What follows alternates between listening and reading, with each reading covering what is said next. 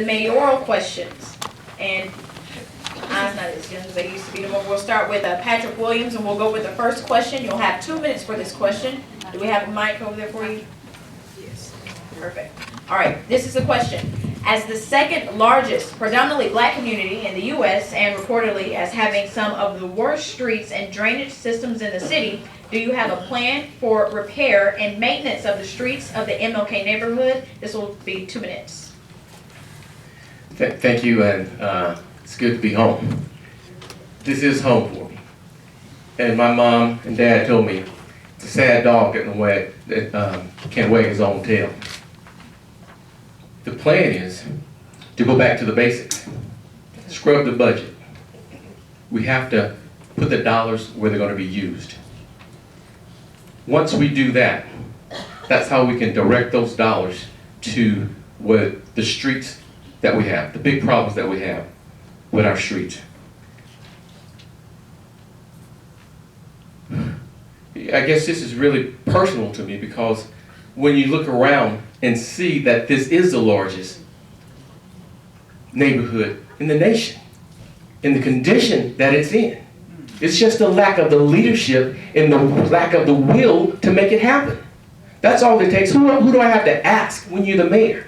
I mean, this is something that you do. You put the dollars where they are. You're tax-paying citizens here as well. You're tax-paying citizens. And so I will direct those dollars to where they're used, where they're needed most. This is where it is. It's an easy, simple solution. Just put the dollars where they're supposed to go. We're going to scrub that budget, stop all the waste, and put the dollars to use for the citizens of this area. Thank you. All right, Ms. Tyler, same question. Thank you. I also would like to say thank you to the host for having us here this evening. As I think about the question, and of course we thought about it because I used to live also in the MLK area, we will first look at efficiencies within the department, within the city, and to make sure that the budget is being used what we need for it to be used. We're going to align all of our resources with the needs. Now, there has already been a tool that was purchased by the city to look where the most streets are that or in worse repair, that needs to be repaired, the worst streets. And some of those streets are here in the MLK area. And we have also been trying to make sure that we look to see how that process is working.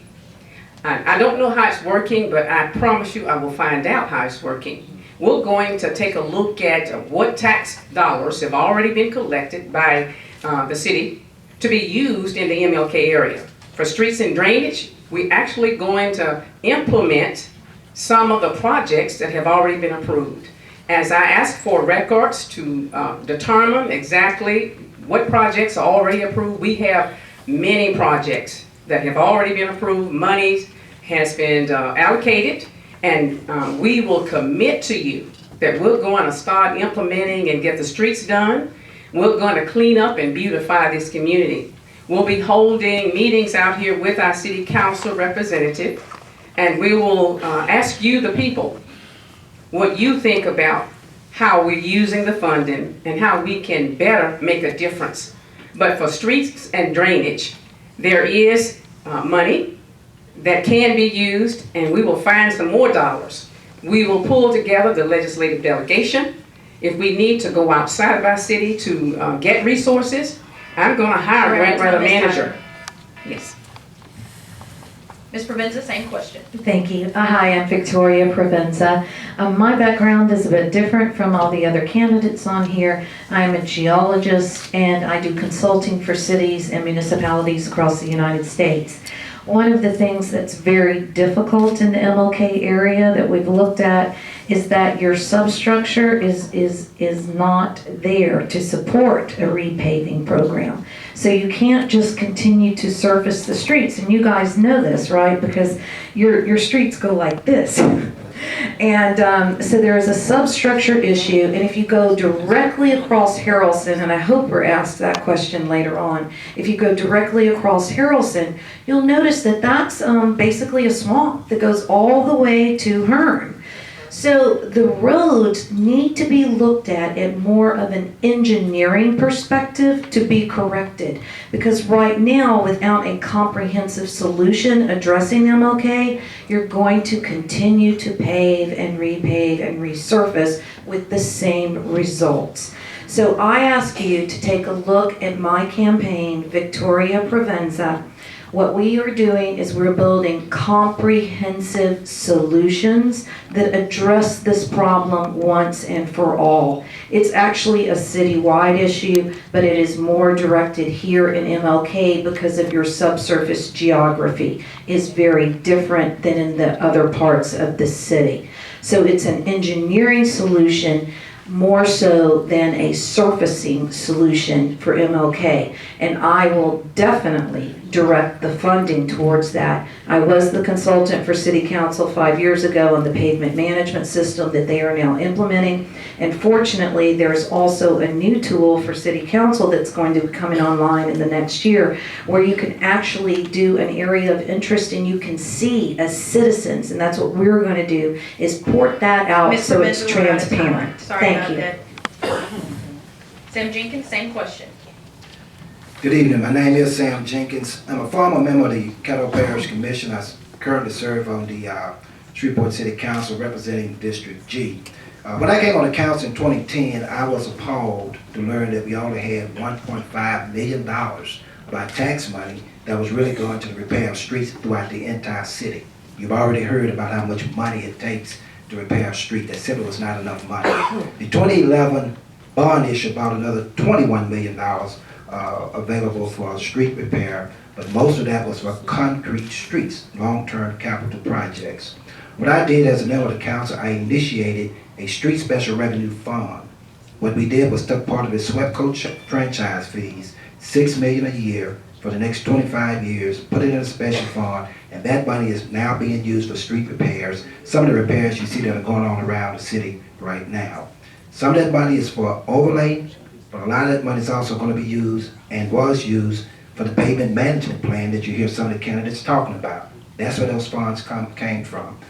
In order to really get to the heart of the problem here in the MLK area, ladies and gentlemen, we're going to have to take street repair out of politics. You're going to have to take it out of the hands of the council people.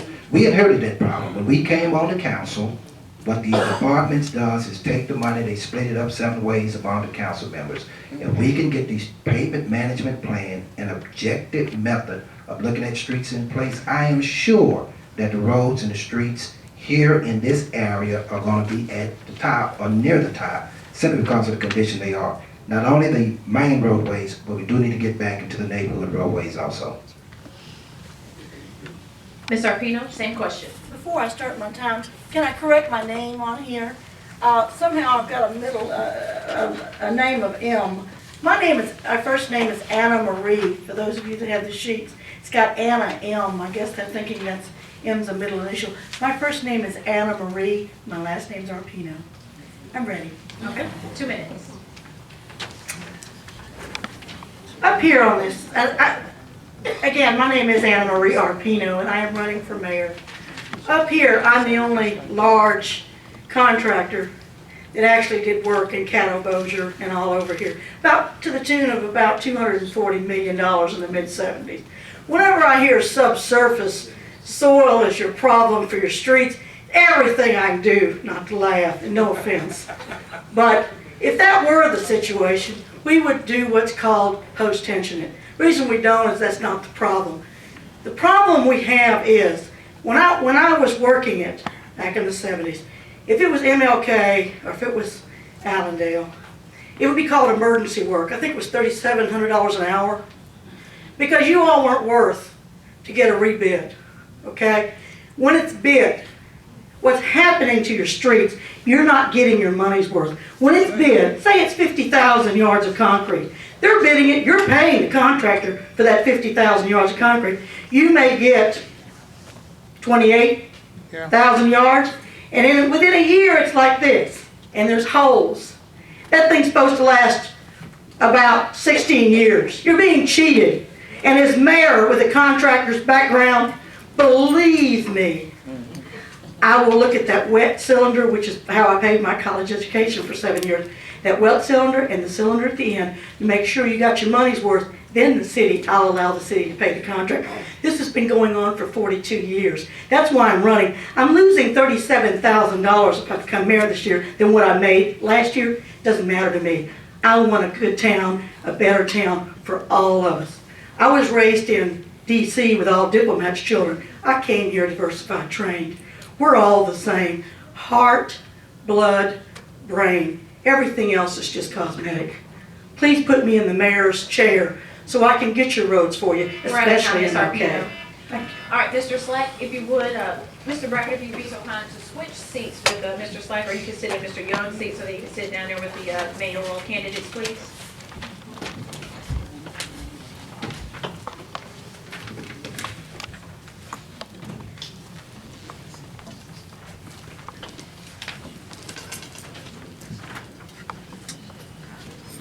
And as agreed, Mr. Slack, you will have 1 minute to address the question. The question is, as the second largest predominantly black community in the U.S. and reportedly as having some of the worst streets and drainage systems in the city, do you have a plan to repair and maintain the streets of the MLK neighborhood? 1 minute on this question. Well, since I don't have but 1 minute, I ain't got time to play no game. I was late coming here, and when I was on my way here, I almost turned over trying to get to 1341 Russell Road because of the bad road condition. But that's one of my goals, to make sure all the streets, not just here in Martin Luther King area, but all over the city of Shreveport. We don't blacktop everything, whether people like it or not. There's enough money in the budget for all these streets in the city of Shreveport to be repaired, to be fixed. And we need to stop playing and acting like we're gonna do this and do that. So we need to go ahead and put someone that's in the mayor's seat that's actually gonna do exactly what he's supposed to be doing. And I vow right now to be the best mayor in the city of Shreveport has ever had, because God has called me for this seat, and I plan on staying as humble as I possibly can in order to be able to maneuver the way the streets need to be fixed in this city, because the streets are tore up all over this area. For Line Avenue all the way over to Southfield area is fine, but from here it's tore up. Now, you can answer the next question. In 1 minute on this question, it has been widely reported that for the past 8 years, city workers have not had a pay increase in the sanitation department. What is your plan for getting a raise for these dedicated and loyal service providers? 1 minute. 1 minute. The vision God has showed me for all city workers, starting November 5th, whether people like it or not, all city workers will begin to make $10 an hour, at least $10 an hour. And as nasty as well as those trucks are, I just got through talking to men today on back of trash trucks, just smelling real bad, looking bad, and have to go back to their families looking bad. But all of them will make $20 an hour, because there's enough money in the budget in order for those young men that have to be on back of all those nasty trucks all day to be able to make the type of decent money they need to make in order to take care of themselves as well as their families. Thank you. All right. Mr. Williams, same question. 1 minute on this question. Well, actually, I served as a sanitation work for 2 years as I attended Southern University. The plans that I have now is going back to the basics. I mean, it's just that the monies are there. The money's definitely there. And actually, for those sanitation workers, I could get those funds just simply out of the administration's budget. It's it's packed. It's too high paying jobs in that just in administration. So when I go in, I'm scrubbing the budget. Listen, I'm scrubbing the budget. It's called zero-based budgeting. Zeroing out all of those programs that are not being utilized correctly. There's so much money being wasted. There's too many people hired making dollars that are not doing the job that the people outside are doing. I mean, the workers are the ones that deserve the pay. That's where those dollars are going, and I'm committed to doing that. And again, that can be done just tremendously. Sorry about that. Ms. Tyler? Okay, thank you so much. We will actually assess what's happening with our dollars in every department, and we will ensure that the money is being spent where it's needed. In order for us to be able to give raises to our city workers, and certainly they do deserve raises, we need to ensure that the money that we are spending, the money is there to address the needs of this city. So once we do that, we'll scrub, as Mr. Williams said, the budget, but we'll look within the departments. When I became CEO for the school system, the first thing we did was to look inside to see where the inefficiencies occurred. And once we were able to do that, we were able to align the money with the needs. And then we found extra dollars. We were able to grow the reserves from $4 million to $36 million in 4 years as a CEO. So I believe, with my experience, I can go into the mayor's office. Ms. Tyler, we're out of time. Ms. Provenza, same question. Thank you, I'll finish for you, Ollie. Because I'm going to agree with both Patrick and Ollie on this issue. The city budgets have got to be scrubbed. If you've been to any previous forums, you've heard me talk about there is mismanagement in contracts, and so there's a whole bunch of money that is currently being wasted because the contracts are not managed properly. So there will be money being more available to look at distributing the money that the taxpayers pay more fairly to the citizens and also the city workers. So my question for you is for people who have been in leadership roles or holding leadership roles, is why isn't that being done now? So what I ask you to do is look at somebody who is going to be bringing some fresh new ideas into the city and what's worked in other locations, and then let's make it work here in Shreveport. Thank you. Mr. Jenkins, same question. Once again, ladies and gentlemen, as a member of the council, I have already been working on issues such as this. The question implies that no kind of pay increase has taken place over the past 8 years. That's not really correct. As chairman of the council in 2012, I put forth a budget amendment that gave all our employees a 2% across the board pay increase. I am even now advocating that our employees receive a one-time $1,000 bonus if for no other reason for employee morale until the issue of a pay raise or pay increase can really be addressed. Ladies and gentlemen, when people began to say to you things like scrubbing budgets, you need to ask some particular questions about what is you saying you're going to scrub. What exactly are you finna eliminate? Are you finna eliminate public safety? Are you finna eliminate public works?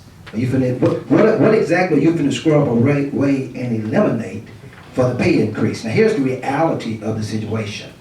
I We're support out of time, Mr. a Jenkins. pay increase for our city I'm sorry, workers. Mr. Be happy to meet and talk with you about the particulars after the meeting. How long do I have? 1 minute. The other night at Broadmoor Neighborhood Association, I was the only one that actually brought the financial statements with me, because I'm the only degreed accountant up here that can actually read financial statements. And I said it has to be scrubbed, and boy, everybody just hopped on. But yes, I will give raises to the city employees, because when I met with the Chamber of Commerce, they told me that they could work with me as mayor. I have found a way to get the raises, won't cost us a penny. I'm going to get rid of the outsourced contractors that are hanging on the city that the good old boys put there behind these folks. They're doing the same jobs as our employees are doing, only they're getting $9 and $10 more an hour than our employees, and it's hurting our employees' morale. And I know that because I'm a past HR director for the hospital. We need to up the morale, give them a raise. I found a way by cutting the outsourced contractors. They can all have a raise, and it won't cost We're out of us time, money. Ms. Arpino. Thank you. Mr. Slack? Oh, we started with you. Ms. Arpino, let's go to the third question. Yes, ma'am. What are your plans to enhance the T-bone policies here in Shreveport? Are you speaking of T-bone as in the police department? The Department of Property Standards T-bone concept. Okay, those, okay. The other ones hadn't been brought to the table yet, I was surprised. 1 minute on Yes. this question. Okay, and I'm ready. Property standards are very important. And to be honest with you, there's a whole lot of money when I looked at the consolidated financial statements in that department. First, I need to see what they're doing with that much money. Because property standards, we should not have the litter we have. We should not have the low standards in property that we have in the tall grasses with what I'm seeing in that particular division, the money that they receive from the city. So first I need to look through what they're currently doing, but I need to strengthen it. We don't need to live in litter. We don't need to live in substandards. We need to live in the Shreveport that we've always known. I've been here 50 years. We can do better. Thank you. All right, Mr. Jenkins, same question. Ladies and gentlemen, I am a strong supporter of Operation T-Bone. As mayor, I will keep it in place. I'm a strong supporter of Operation T-Bone because I'm a strong supporter of neighborhoods. What I want to do is implement a phase 2 of Operation T-Bone. The first thing we're going to do is establish a central call center. I think if you really want to know the problems in the neighborhood, you need to be able to listen to the residents who live there. So we want you to be able to call one number, give us the concern, let's track that concern from the time it comes in until the time we get it corrected. So we're not just passing you off from department to department.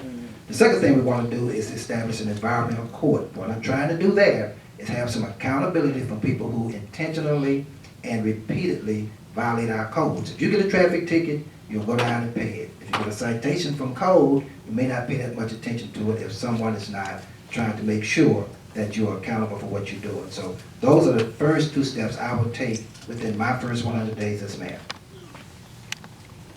I agree with you, Sam. I am also very much in support of the T-Bone program, and I'm actually glad that D.D. Otis is here because and one of my big platform issues is to get rid of the waste is duplicity in government. We have 4 law enforcement agencies within Caddo and the city of Shreveport. So I would fully utilize the city marshal's office for enforcement of a lot of, the evictions and the property standards issues that occur. And take the Shreveport police out of it, put the Shreveport police back to what Shreveport police is supposed to do. There's another program that we need to look at, particularly in areas like MLK. I also live here, I live in North Highland, so thank you for putting in our flower bed. Is absentee homeowners or absentee landlords. There needs to be more stricter standards on the absentee landlords who may live in another state. They've inherited this property, and we are not really coming down on them as we should be. They are the homeowner. We're out of time. Thank you. Okay, I have looked at Operation T-Bone and I feel like it's a great concept. And what I plan to do is to actually look to see if we are actually implementing the process. We will look to see when the complaints come in, what happens with enforcement of those complaints. I believe that with a database and a central location of when people call in, you won't get passed around. We have to be very, very open, and we're here to serve the people. So when the complaints come in, then we need to make sure that those complaints are addressed and addressed immediately. So we'll look at Operation T-Bone, we'll look to see what the process is in place. We will effectively implement that process. Now, if we need to overhaul that process, if we need to tweak that process, certainly we will do that. What I found when I became CEO of several large organizations is that we don't implement. Thank you. Ms. Orfino, you have attorneys, geologists, CEOs. I have a degree in architecture, MBA, and I'm finishing a PhD. Worked on appropriations with a $26 billion budget. So to say that anyone can't read a budget, I think you need to check yourself on that particular one. Listen, what we do, T-Bone is definitely a great project. However, what we need to do is look at the red tape on this and assure that those services are being implemented in each neighborhood fairly. And give those workers the leeway to do their jobs. Because I can understand that they come in different neighborhoods and actually apply different rules. And so that's one thing that I would definitely add to the T-Bone to make sure that the workers are given the leeway to do their jobs in every neighborhood that they're supposed to do. Thank you. Mr. Slack, same question. Good evening. If I'm not mistaken, T-Bone stands for taking back our neighborhoods every day. And it's supposed to be to serve and protect our local citizens. And I know of the T-Bone, but I can't say I support the T-Bone right now due to the fact that police all over the world right now are killing black people for no expense right now. I mean, blacks are getting killed all over this world, and no one is being held accountable for it. So right now, no, I do not support anything that the police are doing right now, because the police are supposed to be serving the communities and supposed to be respecting all the citizens as well as protecting the citizens. But when I become mayor, I will make sure that things are done the right way, the proper way, God's way, and it will be done decent and in order. Thank you. All right, Mr. Slack, the next question is for you.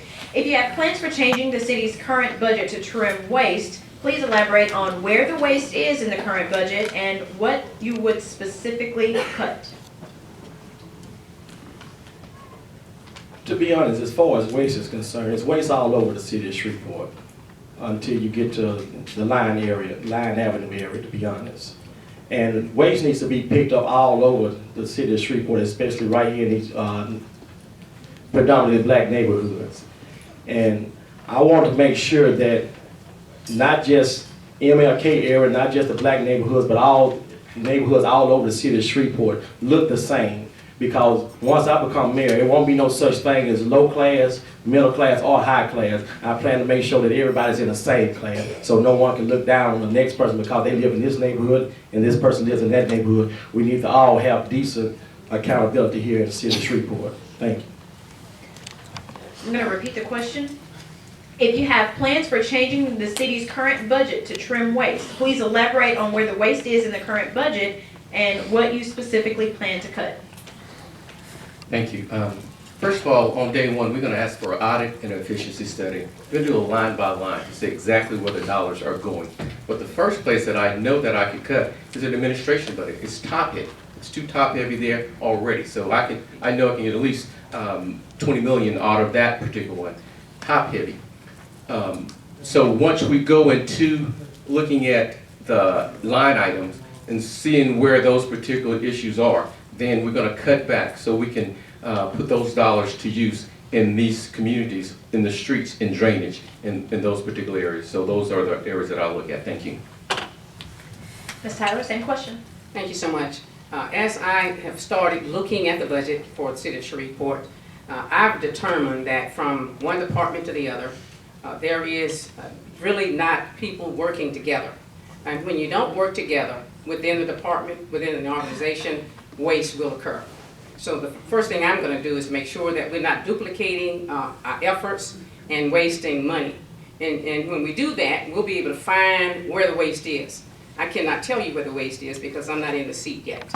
But once I am the mayor of this city, we're going to make sure that we look at everybody's budget. The budgets come from the different departments. I know that the city council approves all of the budgets, and I know that there's been an attempt to make sure that we can eliminate waste. But I believe that when we work together, we'll be able to find where those dollars are when we can cut. Sometimes traveling too much will create waste. Other times when you have people who are doing the same kinds of, providing the same kind of services instead of working together, waste will occur. We're out of time, Ms. Tyler. Thank you. Ms. Provenza, same question.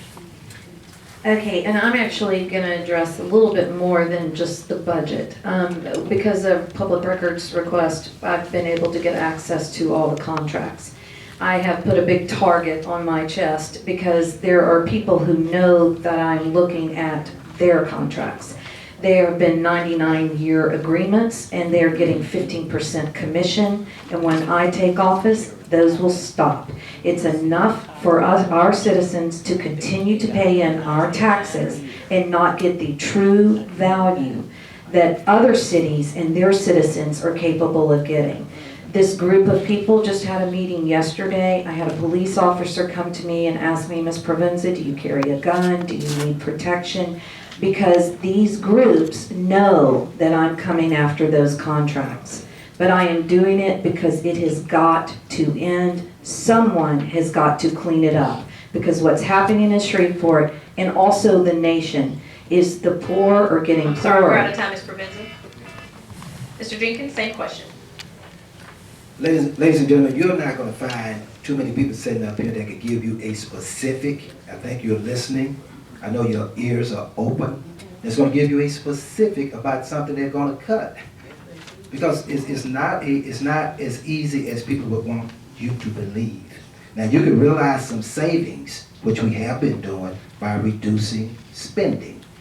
Each department has been asked for the last 2 to 3 years to reduce spending at least 5% over the year before. In fact, this year alone, we were able to return $1.2 million to the general fund. But you're not going to find people that's going to tell you something specific about a cut, because unless you're involved in that process, you cannot make a responsible statement like that. You'll be irresponsible to say it. Are you going to cut public safety? Are you going to cut public works? Are you going to cut property standards? You say you're cutting the administration budget, you're cutting it for more than what the administration gets on an annual basis. They're going to check out We're out the of time, Mr. facts Jenkins. after the meeting. Thank you.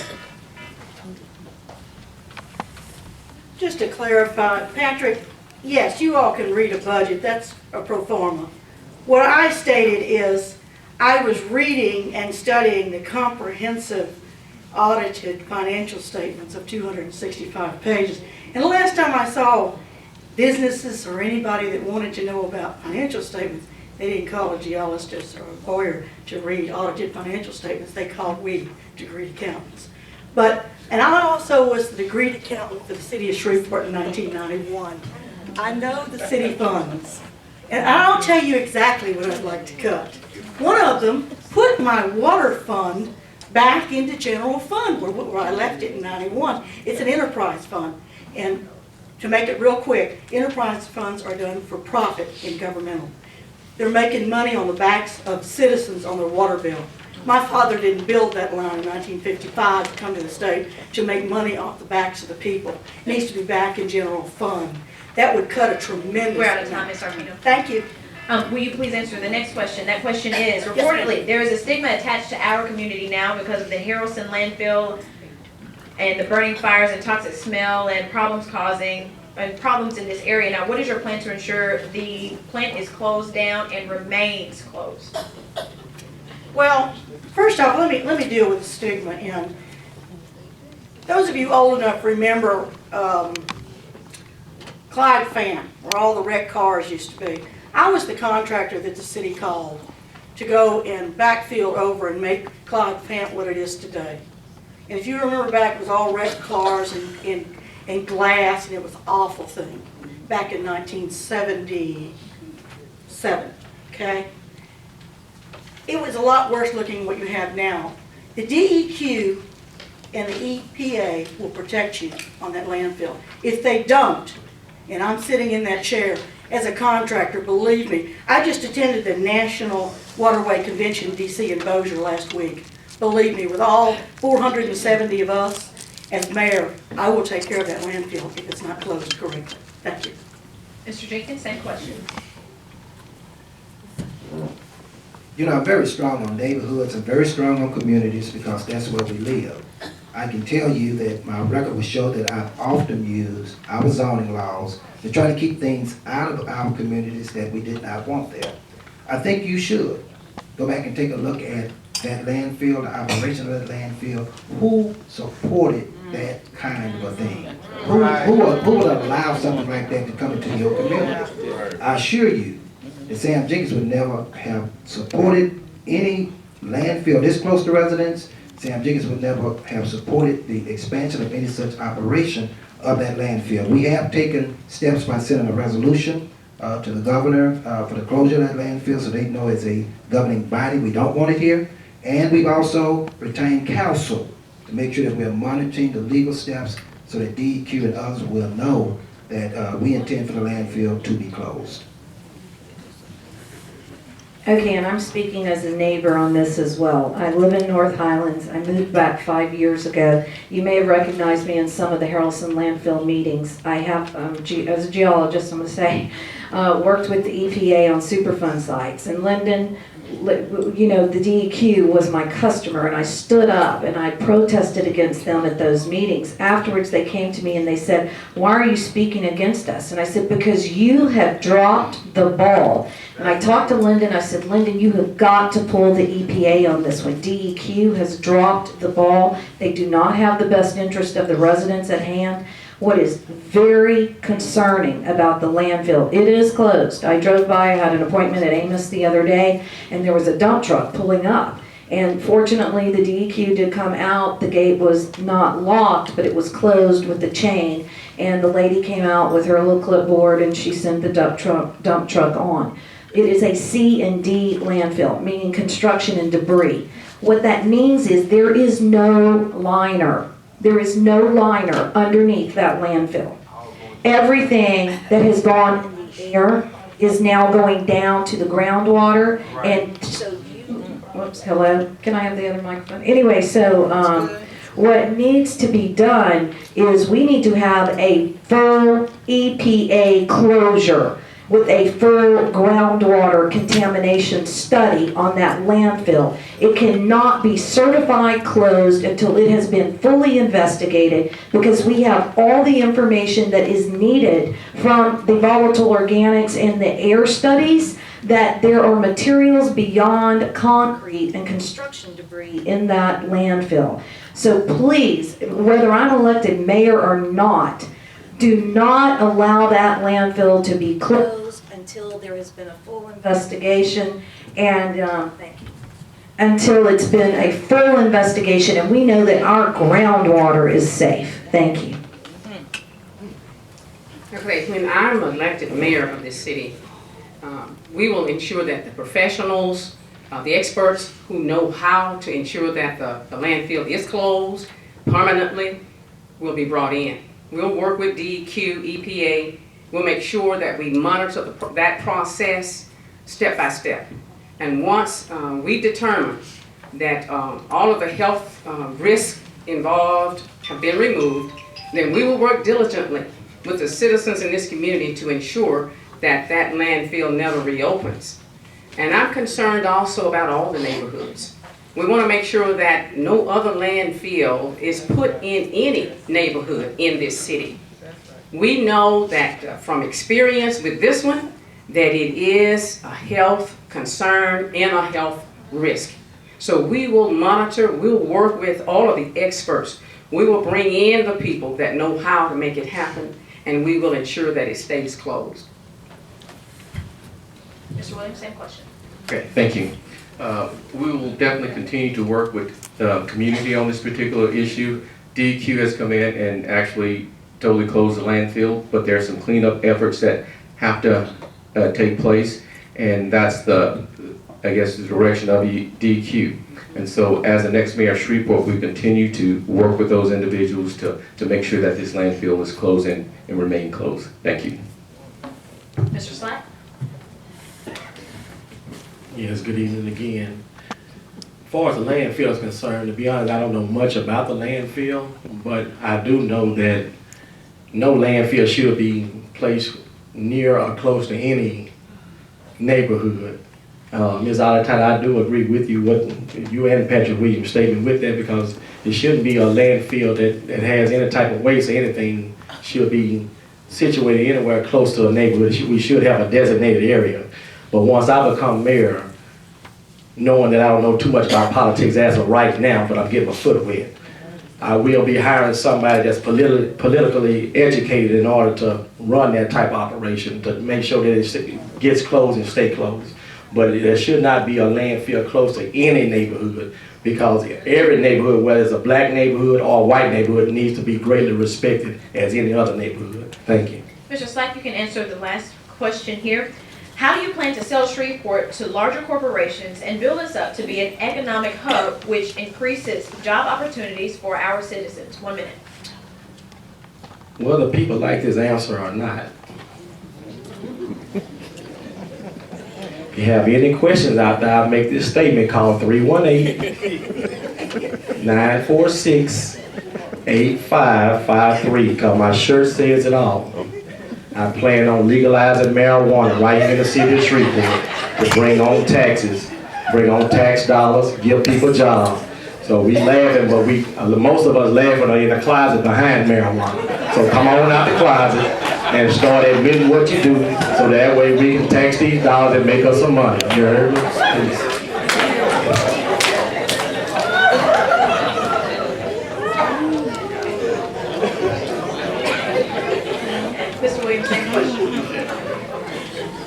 As we stated when we first started, that MLK is one of the largest black areas in the nation. You can go from elementary school to your second year in college, just here in this particular area. We have the KCS here. Now with the advent of I-49, this is actually an area that we can make an example of to really grow this particular area. That's what I'm committed to doing, working with private investors, doing public-private partnerships. I've already traveled to China and actually introduced them to this particular area and working with some developments that can actually grow. Sun University has an incubator. I mean, that's a great way to actually educate our citizens and actually train them to take on some of these great paying jobs that we can actually implement in this particular area. So MLK is going to be one of the target areas that I seek for economic development, and that's something that I'm making a commitment to as the next mayor of Shreveport. Thank you. May I ask if you can recite the question or Sure repeat the question? How do you plan to sell Shreveport to larger corporations and build us up to be an economic hub which increases job opportunities for our citizens? 1 minute. Thank you so much. My plan is to be able to market Shreveport for the great place that it is. I think we have a self-image problem, and I'll keep saying that. There are so many outstanding things that we have to offer. Now, we must first clean up our city, beautify it, and then we must let people know some of the great things we have. We have festivals year-round. We have entertainment that comes in constantly. We just have some great things. We have the American Rose Center here that is awesome. The capital of the American Rose Center is here. Why don't we have a beautiful city? We can beautify this place. We can clean it up. And then we can attract businesses. We're going to educate the population to be able to take on the jobs once they come in. That's the other thing. I'm going to work closely with all of the institutions of education, that's K-12 and higher ed. And then we will sell this city starting with ourselves, and then we will go out nationally, letting people know what a great place it is to live. Thank you.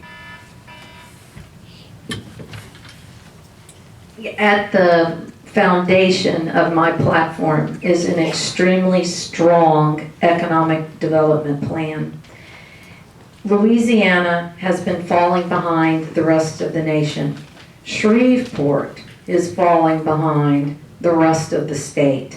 We have been losing and losing and losing because we have not addressed the rural infrastructure issue, which is a tech-based infrastructure. The rest of the economy is a global 21st century economy, and we cannot expect to compete with a 20th century mindset.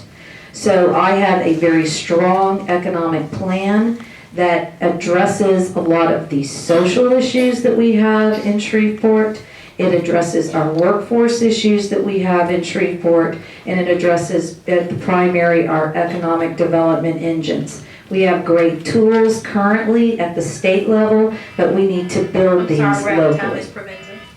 Mr. Jenkins, same question. I certainly want to focus on our local economy. That's going to be something that I'm going to do immediately as mayor. Within my first 100 days as mayor, I will appoint an economic development director for the city of Shreveport.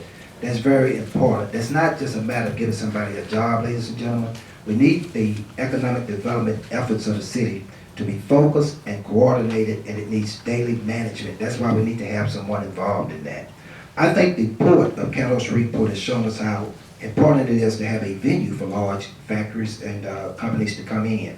I would like to complement that by also upgrading some of our smaller industrial parks. You got your North Shreveport Industrial Park, Kenya Shreve Industrial Park. Let's begin to upgrade those and have those out there to market and offer and try to bring in some corporations. Ladies and gentlemen, I'm about putting people to work. I think every able-bodied man and woman who's willing to work should have a job. Let's not overlook some of the things that are available to us right now.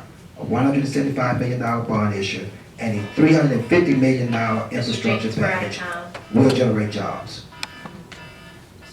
Ms. Arpino, same question. 1 minute. 1 minute. Thank you for this question. This question is quite easy for me. I've been working on it for 9 years already. And just recently, I have gotten this last week with Jay Darden, Lieutenant Governor, the National Waterways Convention. It was held here out of D.C. Bobby Jindal, representative, was there. It's easy. I-49 comes right through here, 3.8 miles, and it brings $804 million of economic development right here, right near MLK. With it comes, we would be the largest distribution center in a 600-mile radius. Remember, Chicago is only 650. With it comes many, many, many, many distribution companies with many, many hundreds of high-paying jobs. That's why I'm running for mayor. That's why I've been working on it so hard this year. Remember, we've never had $804 million of economic development when it's built every year into infinity in the life of Shreveport. I can bring it to you. I've been working on it 9 years. Put me in the mayor's office and let me do it for you. Ms. Arpino, we're out of time, but you can have your 1-minute wrap and platform. Okay, well, let me continue. That's how important I-49 is. I-49 will come so close to here, and the first place those distribution centers are going to want to go is Allendale, MLK. Because right here we have the port, we have the airports, we have everything. With it we will have east-west roads, north-south roads. I've been here 50 years, but I come down from D.C. My father worked on the Beltway. You've ever been to D.C.? He also did secondary water lines at the Pentagon. I'm used to large projects. We need I-49 coming in here for $804 million of economic development every year into infinity. It will bring in jobs. Right now, we're so close to it. As mayor, I can make it happen very easily. We need it. And also, our city water, 22% to 32% of our bills have went up since they made it an enterprise fund. Everybody 60 years old and over needs a break on the water bill. Thank you. Mr. Jenkins, 1-minute wrap and platform. Ladies and gentlemen, as I said earlier, my name is Sam Jenkins. I would like to go to work for you. I'd like to be your next mayor. I believe that the experience and know-how that I have received by being in City Hall the past 8 years has prepared me to assume the duties of mayor. Ladies and gentlemen, this is a very critical time for us. It really is. After Inauguration Day, someone has got to be able to step into the mayor's office and move the city forward. I assure you that I am strong on neighborhoods, I'm strong on communities. This is local government, and that's really what it's about. It's about delivering services to you.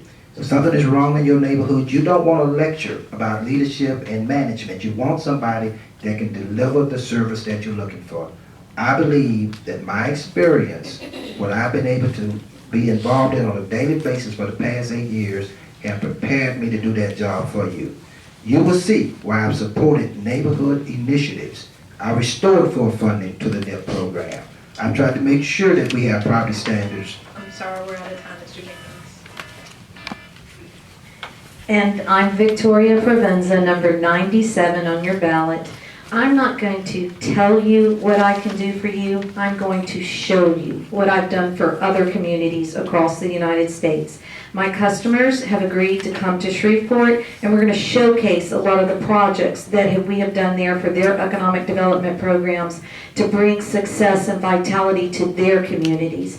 I am a native daughter. I grew up in North Highlands. My family owned the Philippac, if you remember that, on the corner of MLK and North Market, if you shopped there. It's now, it's from Brewski's, and it was Vince's Northport Inn. So I've been in this community for a very long time. I was one of those people that had to move away. You know, I had to leave in '86 to find other success out in the nation because I couldn't find it here. So I am now committing the rest of my career to making my home and my community a great place to live. Thank you. Out of time for you, Ms. Provenza. Ms. Tyler? Thank you. Again, my name is Ollie Tyler, and I am number 99 on your ballot, so please go out and vote for me, because I have a vision for this city.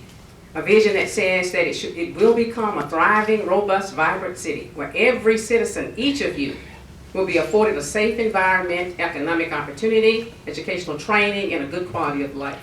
And I can tell you that I have examined the local government, but I have the experience.